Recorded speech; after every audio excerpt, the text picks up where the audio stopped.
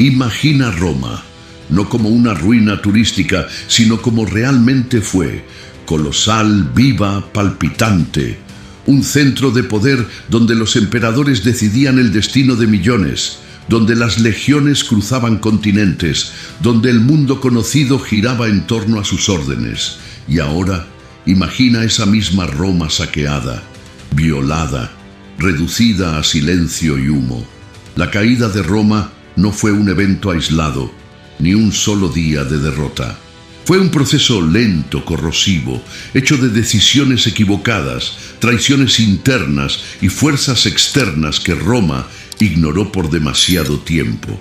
En este video vamos a recorrer ese colapso paso a paso. Vamos a descubrir quiénes eran esos llamados bárbaros y por qué fueron solo la última página de una historia que llevaba siglos desmoronándose. Porque toda ruina tiene un comienzo, y la de Roma empieza en su apogeo. En el siglo I d.C., Roma parecía invencible. Bajo el mando de emperadores como Augusto, Vespasiano y Trajano, el imperio alcanzaba su máxima expansión, desde los bosques de Britania hasta las arenas de Arabia, desde las riberas del Rin hasta el corazón de Mesopotamia. Era un coloso de casi 5 millones de kilómetros cuadrados, con más de 60 millones de habitantes. Uno de cada 4 seres humanos de la época vivía bajo las águilas romanas. La Pax Romana garantizó 2 siglos de relativa estabilidad. Carreteras pavimentadas conectaban ciudades a lo largo de miles de kilómetros. Acueductos llevaban agua potable a regiones áridas. Leyes, monedas, idiomas y arquitectura creaban una identidad común. Las legiones mantenían el orden. El comercio florecía. Todo funcionaba hasta donde alcanzaba la vista. Pero detrás de esa fachada de orden y poder, algo ya empezaba a quebrarse. El imperio era demasiado grande. Cada nueva provincia exigía más soldados, más administradores, más recursos. La economía se basaba en grandes latifundios, sostenidos por mano de obra esclava. Cuando cesaron las conquistas, el flujo de nuevos esclavos disminuyó, y la base productiva comenzó a fallar. El imperio había crecido sobre la base de una guerra constante, pero cuando la expansión se detuvo, el modelo empezó a autodestruirse. La presión fiscal aumentaba, la población libre empobrecía, y el costo de mantener la maquinaria estatal superaba año tras año su capacidad de recaudación. A partir del siglo III, el imperio empezó a sufrir una hambre silenciosa, no de alimentos, sino de moneda, de circulación, de oxígeno económico. Las rutas comerciales que antes abastecían a Roma con productos de la India, África y el interior de Europa comenzaron a romperse. Guerras constantes, piratería e inestabilidad en las fronteras dificultaban el transporte y encarecían todo. Sin tributos constantes de las provincias más lejanas y sin nuevas conquistas para financiar la máquina imperial, Roma cayó en un colapso fiscal. Para mantener los ejércitos y las obras públicas, el Estado comenzó a adulterar sus monedas. Menos oro, menos plata, más cobre, más devaluación. La inflación se disparó. Un saco de trigo podía duplicar su precio en cuestión de semanas. La confianza en el sistema monetario desapareció. El peso de los impuestos cayó sobre los pequeños propietarios, artesanos y campesinos. Muchos no pudieron mantener sus tierras. Otros simplemente las abandonaron. Y fue entonces cuando surgió un nuevo modelo. Buscando protección, miles empezaron a someterse voluntariamente a grandes señores de tierras, ofreciendo su producción a cambio de seguridad frente a soldados, recaudadores o bandidos. Este modelo de dependencia directa, donde el campesino trabajaba para el señor a cambio de refugio y protección, era el embrión de lo que siglos después se convertiría en el feudalismo. Pero su raíz estaba aquí, en la quiebra de un Estado incapaz de garantizar justicia, seguridad o sustento. El colapso económico no solo debilitó a Roma, plantó las semillas de un nuevo orden nacido de la desesperación. Si la economía se desmoronaba en silencio, la política romana hacía ruido, y mucho. A partir del 235 d.C., el imperio entró en un período que la propia historiografía llamó la anarquía militar. En solo 49 años, más de 20 emperadores subieron al trono, la mayoría asesinados, depuestos o muertos en combate. Ningún régimen era estable, ningún trono era seguro. Los generales eran proclamados emperadores por sus propias tropas.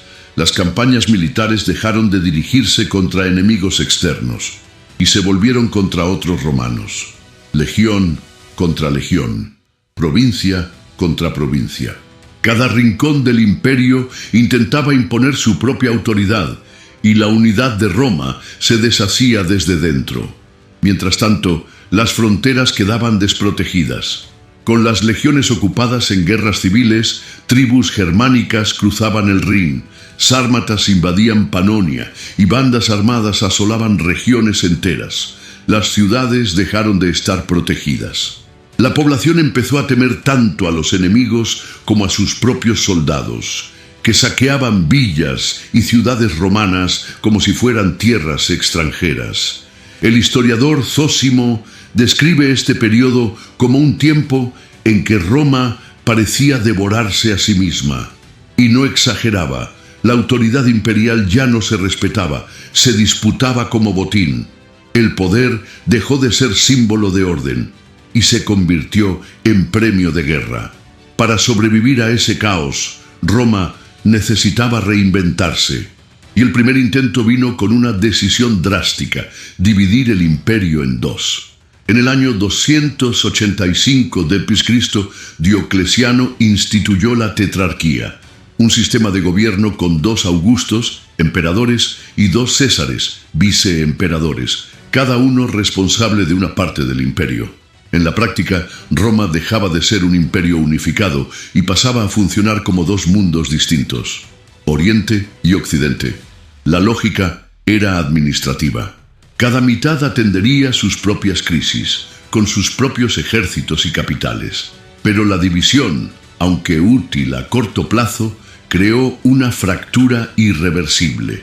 El Oriente, con centros urbanos como Antioquía, Nicomedia y más tarde Constantinopla, era económicamente más estable, con mejores rutas comerciales, ciudades fortificadas y fronteras más defendibles. En cambio, el Occidente era lo opuesto. Con la capital oscilando entre Milán y Rávena, el Imperio Romano de Occidente enfrentaba invasiones constantes, cosechas irregulares, crisis demográfica y un ejército crónicamente mal financiado. Mientras Oriente consolidaba su autoridad, Occidente la perdía. La propia ciudad de Roma, aunque seguía siendo simbólica, ya no era el centro del poder imperial. Y fue en ese imperio debilitado donde los bárbaros encontraron su espacio. Pero ¿quiénes eran realmente ellos? En la mentalidad romana, bárbaro era una etiqueta conveniente, una forma de clasificar a todos los que estaban fuera del mundo grecorromano, que hablaban lenguas extrañas y no seguían sus leyes ni costumbres. Pero esa palabra ocultaba más de lo que revelaba, porque los llamados bárbaros no eran un grupo uniforme, ni una horda primitiva sin cultura. Eran pueblos diversos, con identidades, religiones, alianzas y estrategias propias. Entre ellos estaban los godos, divididos en visigodos y ostrogodos, pueblos germánicos seminómadas que ya habían servido durante décadas como federados del ejército romano. También estaban los vándalos, que cruzaron la Galia y la Hispania hasta establecerse en el norte de África, donde formaron una poderosa flota. Los sajones y francos, que se expandían por las fronteras del Rin. Y los más temidos de todos, los hunos, provenientes de las estepas de Asia Central, rápidos, violentos, impredecibles. Estos grupos no querían necesariamente destruir Roma.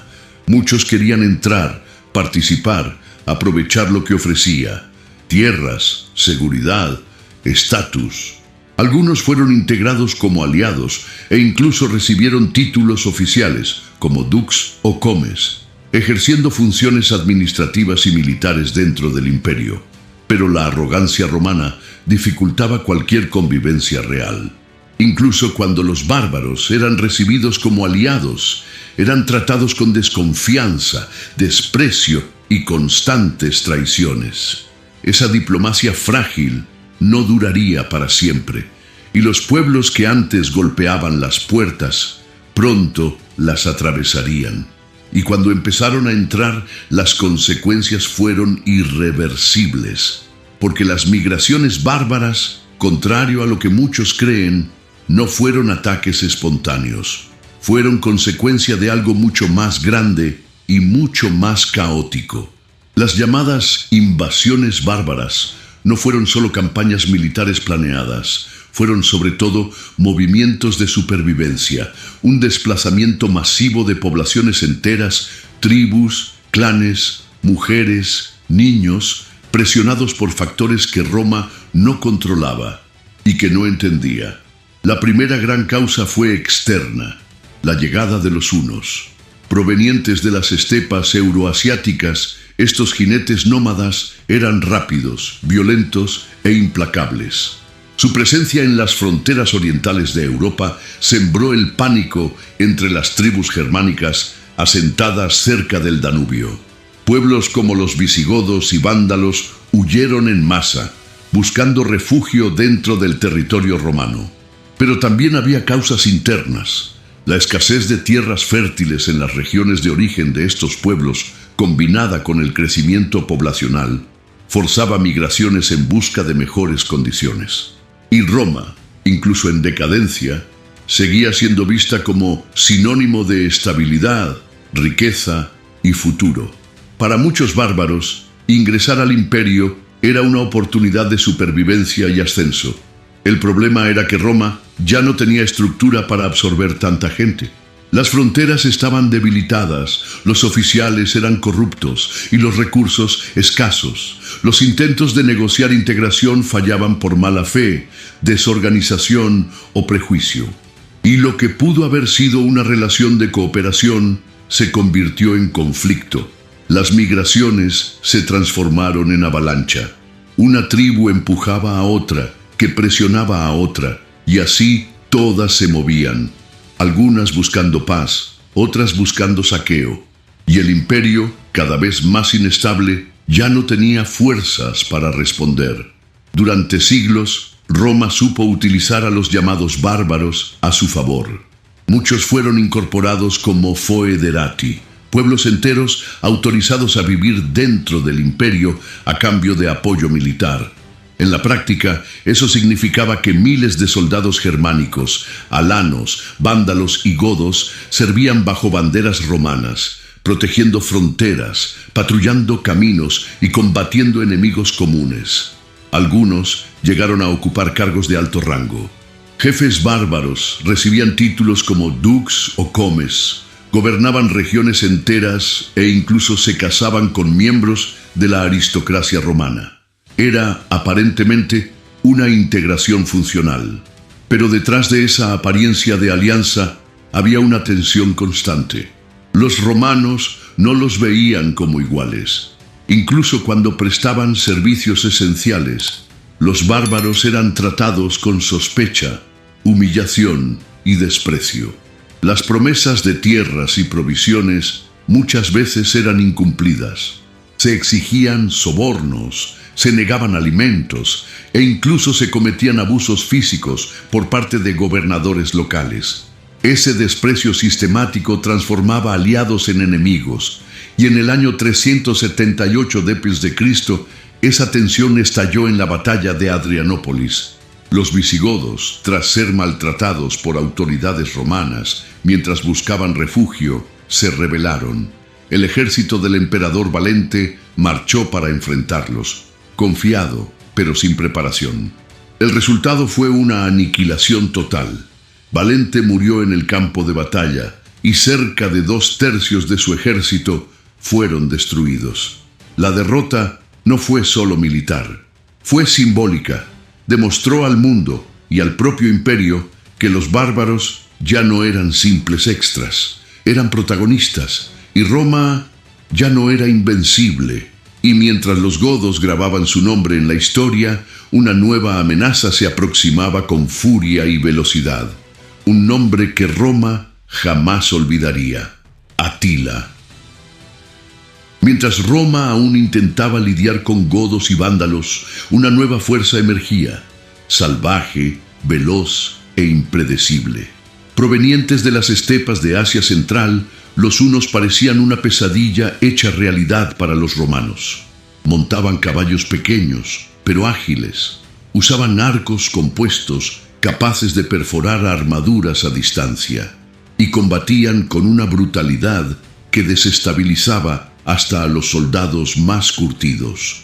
Pero el verdadero terror comenzaría en el año 434 d.C., cuando Atila asumió el mando. Atila unificó tribus dispersas, impuso disciplina y estrategia sobre guerreros nómadas y transformó a los hunos en una potencia transcontinental. No era solo un jefe militar, era un líder político, un diplomático astuto y un estratega implacable. Negociaba con Roma cuando le convenía y destruía ciudades enteras cuando lo creía necesario. Bajo su mando, los hunos invadieron los Balcanes, amenazaron Constantinopla, exigieron tributos exorbitantes y devastaron campos y aldeas desde el Danubio hasta el Mar Negro. Y cuando dirigió su mirada hacia Occidente, el caos se propagó como fuego. Las fuentes romanas no sabían cómo describirlo, por eso lo llamaron Flagellum Dei, el azote de Dios. No porque fueran religiosos, sino porque no encontraban otra explicación para semejante horror. Pero Atila aún no había terminado. Su golpe más ambicioso estaba por venir, una campaña que pondría al Imperio Romano al borde del colapso total. En el año 451 d.C., Atila lanzó su ofensiva más audaz, la invasión de la Galia. Era más que una campaña. Era un intento por quebrar la columna vertebral del Imperio Romano de Occidente.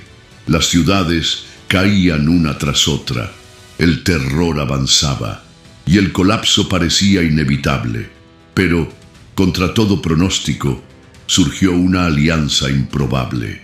Flavio Aecio, uno de los últimos grandes generales romanos, logró reunir un ejército compuesto por soldados imperiales, visigodos liderados por Teodorico I y otros pueblos federados. Era la última línea de defensa.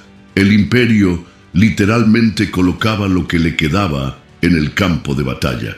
El enfrentamiento ocurrió en los campos cataláunicos, una de las batallas más sangrientas de la antigüedad tardía. Atila fue contenido. Teodorico murió en combate. Y aunque derrotado, Atila logró retirarse con parte de sus fuerzas.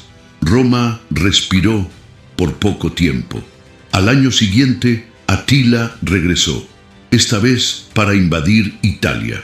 Ciudades como Aquilea fueron arrasadas. La península entera entró en pánico. La propia Roma parecía condenada. Pero entonces ocurrió algo inesperado. El Papa León I se reunió personalmente con Atila. Nadie sabe con certeza qué se dijo entre ellos. Algunos hablan de un milagro, otros de sobornos, promesas políticas o amenazas de peste y hambruna inminentes. Lo cierto es que Atila se retiró. Roma, una vez más, fue perdonada, pero apenas. 2 años después, Atila murió. Su imperio nómada se fragmentó, pero el daño ya estaba hecho. Roma había sobrevivido físicamente, pero psicológicamente ya estaba de rodillas. Y lo peor es que, incluso antes de que Atila amenazara sus puertas, Roma ya había sido sacudida por un golpe imposible de ignorar. En el año 410 d.C., la ciudad eterna, que durante casi 8 siglos no había conocido invasores, fue tomada. Y el responsable no fue un enemigo lejano, sino un antiguo aliado frustrado, Alarico, rey de los visigodos. Durante años, Alarico había servido a Roma. Había luchado como general, buscado acuerdos, exigido pagos. pero fue ignorado, traicionado y humillado repetidamente. Cuando comprendió que el imperio no cumpliría sus promesas, tomó una decisión histórica: marchar sobre Roma. La ciudad ya no era la capital administrativa, pero seguía siendo el corazón simbólico del imperio. Y cuando las puertas se abrieron, no hubo gran resistencia. Durante 3 días, los visigodos saquearon templos, mansiones, almacenes y monumentos. No hubo una masacre indiscriminada, ni destrucción total, pero el impacto fue devastador. El mundo observó, atónito. Para los contemporáneos, aquello no era solo un saqueo, era el fin de una era. San Jerónimo escribió horrorizado: el mundo está en ruinas. Alarico no destruyó Roma físicamente, pero deshizo su mito, y el mito era lo que aún sostenía al imperio ante los ojos de muchos. Desde ese momento, la idea de que Roma era invencible estaba rota, y si los visigodos demostraron que Roma podía caer, los vándalos mostrarían, unos años después, que podía ser saqueada otra vez, y con aún más precisión. 45 años después de Alarico, Roma volvería a ser saqueada. Pero esta vez, la brutalidad no vendría por tierra, vendría por mar. En el año 455 de Cristo, Genserico, rey de los vándalos, cruzó el Mediterráneo con una poderosa flota, desembarcó en la costa italiana y marchó directamente hacia la ciudad. Roma, otra vez, estaba indefensa. Su ejército prácticamente no existía. El gobierno era inestable. El emperador había sido asesinado días antes, dejando un vacío de poder. No hubo resistencia. Durante 14 días, los vándalos ejecutaron un saqueo meticuloso. A diferencia de los visigodos, que actuaron movidos por la frustración y la urgencia, los vándalos tenían un plan. Sabían exactamente qué buscaban: oro, plata, joyas, estatuas, reliquias religiosas. Incluso los adornos del templo de Jerusalén, traídos por Tito siglos antes, fueron llevados. Genserico también tomó rehenes importantes, como la emperatriz viuda Licinia Eudoxia y sus hijas, de gran valor político y simbólico. Una vez más, Roma fue perdonada de la destrucción total, pero al final, lo que quedó fue una ciudad vacía, saqueada hasta los huesos, despojada de su autoridad. El impacto cultural fue tan profundo que siglos después el nombre vándalo ya no se refería solo a un pueblo. Se convertiría en sinónimo de destrucción ciega, gratuita, salvaje. Aunque el saqueo de Genserico fue quirúrgicamente calculado, la memoria colectiva lo eternizó como símbolo de devastación. Y lo más simbólico es que, para entonces, Roma ya ni siquiera era la capital del imperio. El trono se había trasladado a Rávena, pero aunque alejada del centro del poder, Roma seguía siendo el alma del imperio. Y ahora, esa alma estaba vacía. En el año 475 de Cristo, ascendía al trono un adolescente con un nombre que parecía una profecía: Rómulo Augustulo. Rómulo como el legendario fundador de Roma, Augusto como el primer emperador. Pero ese joven no fundaría nada, sería el símbolo del final. Puesto en el trono por su padre, el general romano Germano Orestes, Rómulo era una figura decorativa, un emperador sin poder real, en un imperio que ya no tenía ejércitos dignos de ese nombre, ni autoridad sobre vastas regiones de su propio territorio. Gobernaba desde Rávena, lejos de la Roma histórica, con poca influencia y ningún apoyo sólido. Al año siguiente, Odoacro, líder de tropas bárbaras al servicio del ejército romano, exigió tierras en Italia para sus hombres. Orestes se negó. Odoacro respondió marchando sobre Rávena, derrotando a las fuerzas imperiales y depuso a Rómulo sin derramar casi sangre. El joven fue perdonado, exiliado con una pensión modesta y desapareció de la historia.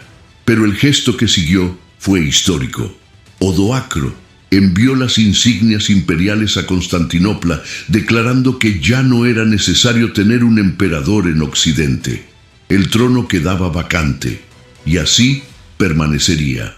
No hubo una batalla épica, no hubo una resistencia heroica. El mayor imperio de la historia occidental terminó en silencio, desmontado desde dentro, corroído por décadas de negligencia, arrogancia y decadencia. El Imperio Romano de Occidente, oficialmente, había caído. La caída de Roma fue un final, pero también un comienzo. El colapso del Imperio Romano de Occidente en el año 476 d.C. no significó la extinción de la cultura romana ni la desaparición de su influencia. Al contrario, sus leyes, su lengua, su arquitectura e incluso su religión continuaron vivas. Fueron absorbidas, reinventadas y transmitidas por nuevos reinos, nuevos líderes y nuevas civilizaciones que surgieron sobre las ruinas del imperio. El Oriente Romano, el Imperio Bizantino, aún resistiría por casi 1000 años. Pero en Occidente lo que quedó fueron fragmentos, catedrales construidas con columnas de templos paganos, reyes germánicos usando títulos romanos, monjes copiando manuscritos de autores clásicos. El mundo medieval que nació de las cenizas de Roma era diferente, más descentralizado, más rural, más inestable. Pero en su base, en su estructura, estaba Roma. En cada ley escrita, en cada palabra del latín vulgar, que evolucionó hacia las lenguas romances, en cada visión de poder imperial, Roma seguía susurrando. Si este video te dio una nueva perspectiva sobre cómo realmente caen los imperios y cómo siguen vivos de otras formas, suscríbete al canal y comenta, ¿cuál fue para ti el momento que realmente simbolizó el fin de Roma? Y como siempre, que Jesús te bendiga.